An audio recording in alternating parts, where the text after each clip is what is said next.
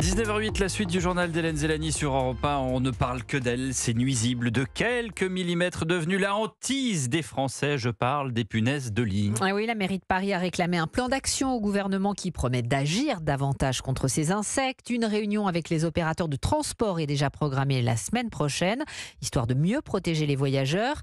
Sachant qu'un foyer sur 10 est aujourd'hui touché, vous êtes sans doute très préoccupés, vous aussi, par ce fléau. Écoutez les paroles assez rassurantes de Nicolas Roux de Bézieux. Il a créé une entreprise de détection de punaises de lit. Il y a assez peu de chances de les ramener d'un train ou d'un cinéma chez soi. La punaise de lit, elle s'accroche pas sur nous, c'est pas comme un pouls ou une puce.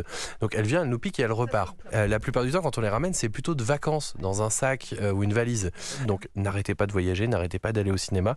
Il n'y a pas de souci, faites juste un peu attention dans les hôtels, notamment dans les Airbnb. Malheureusement, un traitement contre les punaises de lit, ça se fait pas en 2 minutes. Donc quelqu'un qui vous dit « je vais tout vous régler en une journée, vous avez rien à faire » avec un spray magique qui vient des États-Unis, c'est vraiment pas bon signe. Le traitement professionnel, en moyenne, les Français dépensent 450 €. La problématique, c'est que souvent les gens font des erreurs et au total, ils dépensent près de 1 000 € pour se débarrasser des punaises de lit.